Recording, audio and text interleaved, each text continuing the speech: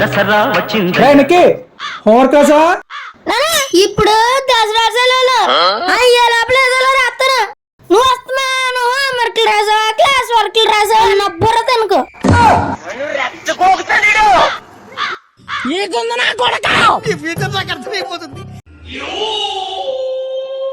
దసరా సెలవులు మొదటి రోజు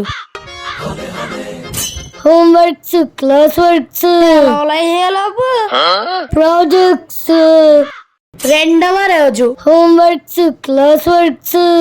మూడవ రోజు ఆఖరి రోజు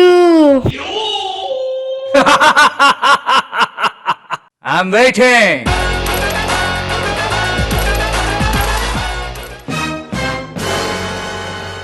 హోంవర్క్ రాసావా?